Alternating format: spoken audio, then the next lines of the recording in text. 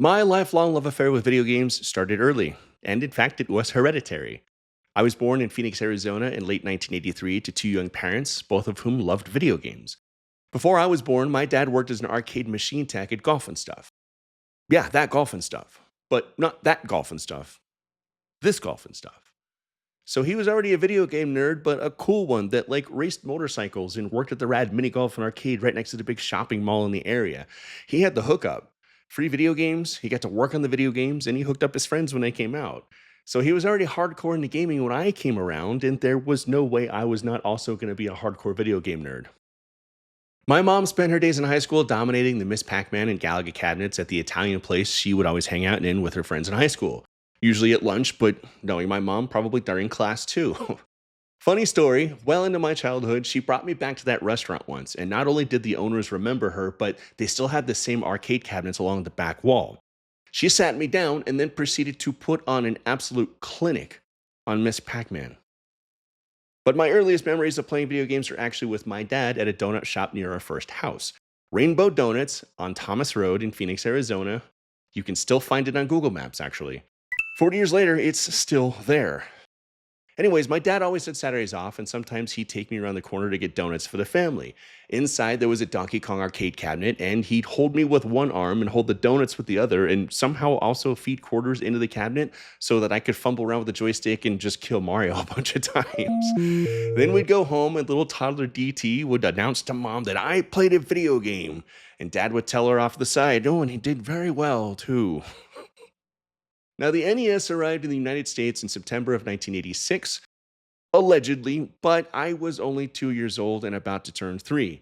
My little sister was still an infant, so we didn't have one in the house at launch. It would have just been lost on me and my sister, both still babies, and my parents, who were super busy taking care of said babies while also working full time jobs to feed us and clothe us. So it wouldn't be until a few years later, when I was maybe 5, that we'd go visit my aunt on my mom's side and we all play her Nintendo for the first time. And it changed our lives totally. I remember all of us being immediately freaked out over Super Mario Brothers. My aunt handed my mom the controller, and for her, it was just like an immediate obsession, and one that would last pretty much forever. My aunt exclaimed to watch out for the Koopa Paratrooper, and my mom reacted to that gibberish as if my aunt had just spouted off a bunch of obscenities, and she yelled out, "The what?" And I remember all of us being startled by that, but we were all hooked. My sister and I were glued to it, and mom and dad were both having a blast.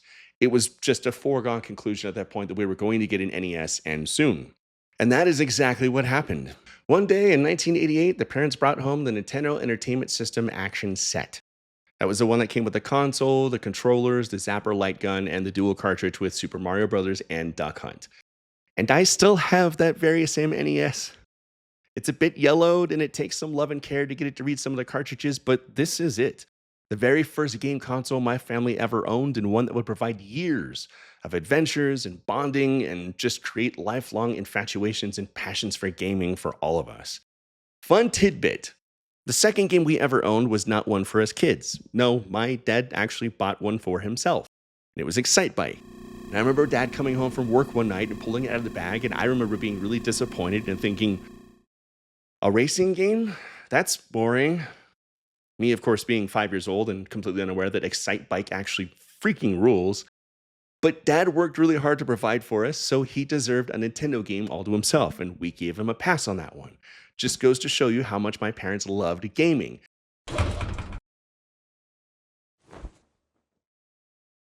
And my mother was obsessed with Super Mario Brothers. I would come to realize that she'd put us kids to bed and stay up all goddamn night just playing Mario. And she was freakishly good at it. She discovered the one-up trick in level 3-1 entirely on her own. It'd be several years before we'd have internet at home, and we didn't have a subscription to Nintendo Power or anything like that. No, she found that trick. She found a bunch of other glitches, and all the warp zones and stuff entirely by herself. And then she'd beat the game on a regular basis without even breaking a sweat. My mom was basically a completionist and a speedrunner before that was even a thing. We'll talk a lot more about my mom as a gamer as we go on, but for right now, I thought it would be fun to give Donkey Kong and Super Mario Bros. A spin and talk a little bit more about them. What will the future bring from Nintendo? More hits like Super Mario Brothers. Arcade hits like Kung Fu. Nintendo has the most video game hits. Hogan's Alley, Duck Hunt, and more like baseball and Excite Bike. And you can play them only on the Nintendo Entertainment System. Now you're playing with power. So I have not played Donkey Kong in a number of years. We'll see how this goes. But like I said, it's one of my earliest, maybe my earliest memory of playing video games with my dad in that donut shop.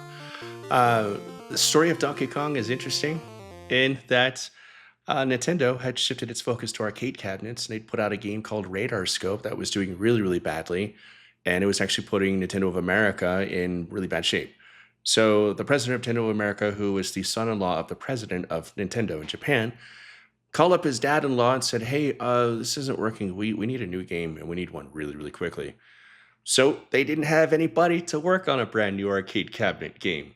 So they got this quiet dude with floppy hair named Shigeru Miyamoto, a first-time game designer, to put together a game that was actually supposed to be a Popeye game, but at the last second, they lost the licensing to Popeye. So Shigeru Miyamoto, under just a massive, massive crunch, replaced Bluto with Donkey Kong, replaced Olive Oil with Pauline, and then replaced Popeye himself with this little character who is then known as Jumpman, but would go on to become the most iconic video game character ever by the name of Mario. We'll see how this goes. Like I said, I haven't played this in a very long time. I don't even know if we're actually playing or if this is... Nope, we're playing. Okay, cool. Yeah, Donkey Kong was a massive, massive success in arcades. It basically saved Nintendo of America. It basically saved video games in America in general, when you think about it.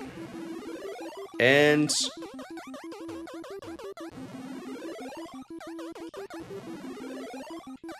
doing all right so far. Okay. So and if anybody's interested, I'm actually playing this on my NES Classic Mini. Largely because I don't have a copy of Donkey Kong on my NES. Something I should rectify. So, that was dumb. I don't actually know enough about Donkey Kong because I haven't played it in so many years that I don't know how accurate this is in terms of a straight port from the arcade to NES. I imagine it's pretty close because it's not that complex of a game. But yeah, I just really wanted to kind of recapture the vibe, so don't hold me to any sort of standards of perfect consistency, if you please. All right, can we make this? We're gonna make this. Yeah. What's up, baby? They chose Donkey Kong. 'Cause people love gorillas and they're like awesome. And it also just kind of fit the shape of Bluto. So there's that. I have no idea. I'm out of my element now entirely. Can I make that jump? Come on. I could make that jump in real life without any problems. Also, why didn't the parasol kick in? Also, what the hell kind of construction site is this? Little fireman, can you go away? Thank you.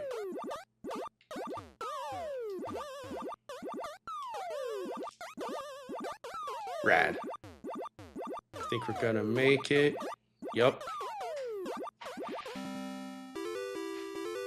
Cool. We'll just play this until I get a game over, I guess. I'm certainly not gonna play this to completion or anything like that. I just wanted to, you know, kind of recapture the vibe, like I said. F that purse. And... just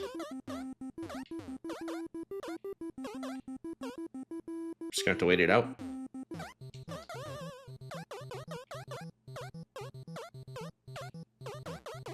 Can I just... will the level end if I just get here? Oh. Oh! Dang. Didn't realize that was a thing. Okay, well, I mean, that's Donkey Kong. There's probably like 4 million levels to it. One of the most revolutionary video games of all time. When it came time to replace Radar Scope in arcades, they literally just sent the innards of the Donkey Kong cabinet. Well, obviously, they replicated it and sent copies across the country. But they literally just swapped out like the card, like the actual, I guess, motherboard. I'll have to ask my dad how those work because, like I said before, he used to work on arcade cabinets when he was a kid. But They literally just took the Radar Scope cabinets and pulled out the game, basically, plugged in Donkey Kong, turned it on, said, "What the hell is Donkey Kong?" And they were like, "Well, this is it. This is a Hail Mary. Like, hopefully this game does well." And they had to repaint and repurpose all the cabinets for Radar Scope into Donkey Kong cabinets and just flew by the seat of their pants on it. And Shigeru Miyamoto obviously became Nintendo's golden child, became their premier director and developer, went on to be an absolute legend. We're going to play another one of his masterpieces right now. Okay, this is the big one, obviously, Super Mario Brothers for the NES. I'm legally obligated to tell you before we start that this was not a launch game for the NES or the Famicom. The Famicom was actually released in Japan in 1983. This game was released for the Famicom in Japan in 1985. The NES was released in North America in 1985. This game was not released for the NES in North America until 1987. But a lot of people got this game as a pack-in with their NES when they kind of were old enough to enjoy it like I was. So a lot of people have sort of a Mandela effect where they think that this was a launch game when in fact it just came with the first iteration of the Nintendo they owned. This game was created by Shigeru Miyamoto. He had a lot of help from Tezuki. This game was created by Shigeru Miyamoto, had a lot of help from Takashi Tezuka, and of course the iconic music was created by Koji Kondo. The three of them were just a trifecta, just a dynamo together. And they created one of the most influential and important and wonderful and still fun games ever created. And I'm going to play it now and hopefully not embarrass myself. Okay. Survive the first Goomba. That's half the battle.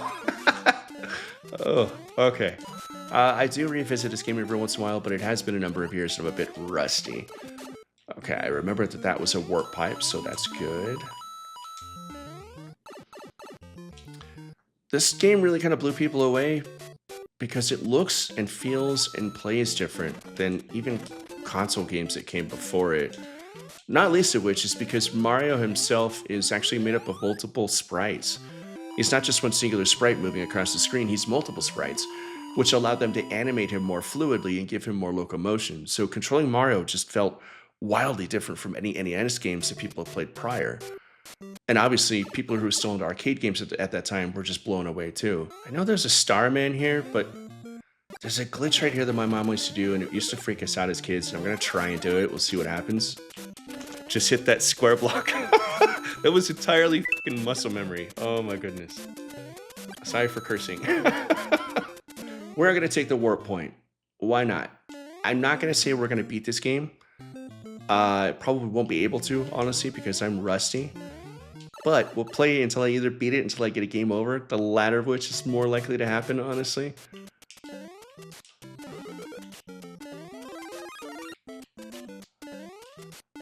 I would like to kill that Lakitu.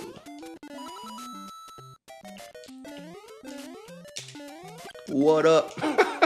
Got him. I know he's gonna come back.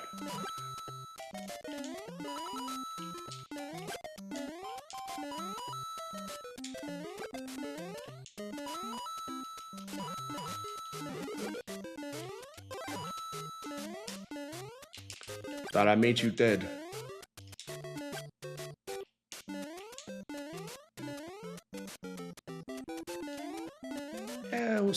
Damn. I was going to skip the coin block and just go for it. We'll settle for the 800 points. That's all right.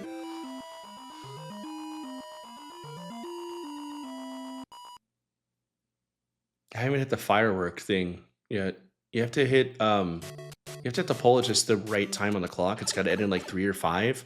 Depending on the last digit of the timer, you actually get fireworks. Okay, let's see if I can do this. All right. This is something else my mom used to do. She used to run and jump and slide under the blocks.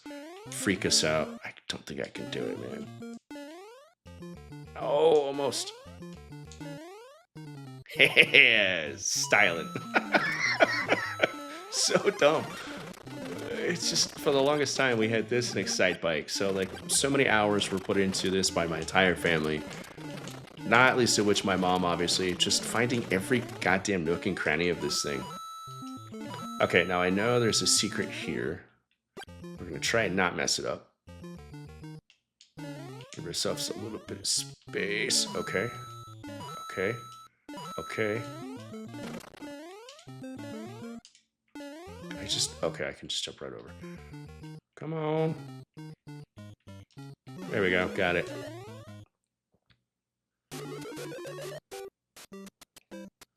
This is a stupid thing that me and my sister used to do when we were little. Jump back on the thing and just dance on the top of the vine. I don't know why, but it made us laugh.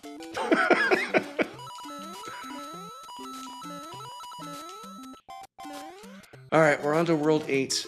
We've got Fire Flower. We've got 4 lives. I'm not going to say we're going to beat it because it's probably not going to happen, quite frankly. It gets tough from here. I have not beaten this game in a long time. I'm just going to say if I lose this Fire Flower, it's just going to be it. If I can hold on and give myself a cushion, we'll be okay.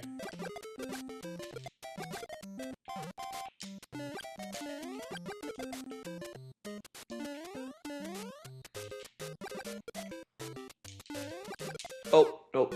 That's gonna be all she wrote, I think. We'll play to the game over, but I don't think I'm gonna beat this.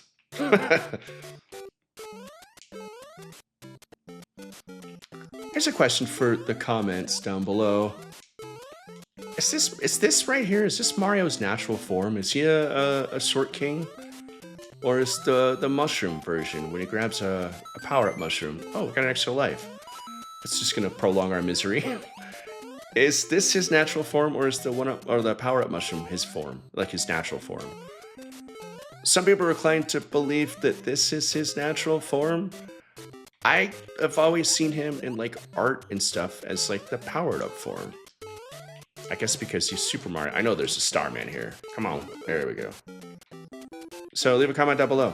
Is this what Mario is actually supposed to look like, or is it the powered-up version? Like, does he start out somehow cursed? Is what I'm asking, I guess. All right.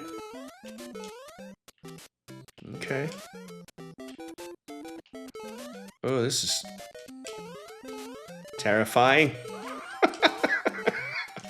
All right, we're 1 world down in 8. 1 level down in World 8, I should say. Okay. Okay. Not getting my hopes up. Get out of here.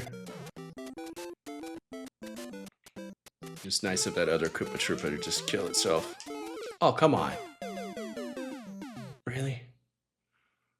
Alright.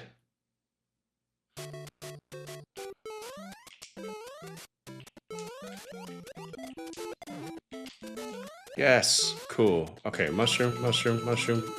Come on. What is this?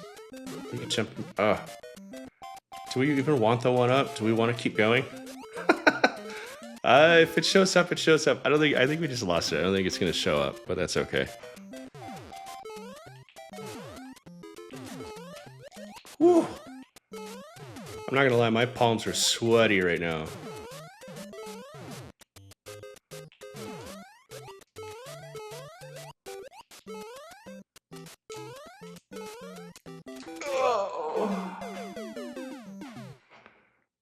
No checkpoints, kids.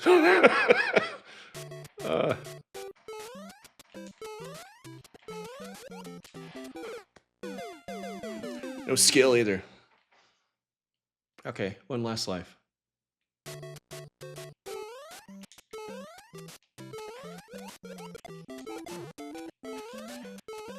Oh, that's a terrible way to end it, but that's how we're going to end this segment. Oh my god. That awful, terrible, wonderful jingle of death from Koji Kondo. Yeah, one of the most influential video games of all time. Certainly still to this day, one of the most fun video games of all time, endlessly playable. I honestly think even if you're just starting to play video games in the year 2026 of our Lord, I think Super Mario Brothers should be your very first console game still, honestly. One final note, when Shigeru Miyamoto created this game, he referred to it as an athletic game. And this very game is the reason why I am not athletic.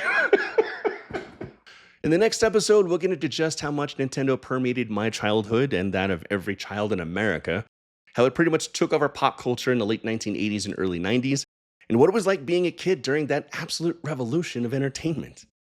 In the meantime, thank you so much for watching, and I hope you'll come back for the next one. Tell your friends you love them, and remember to press the pause button every once in a while.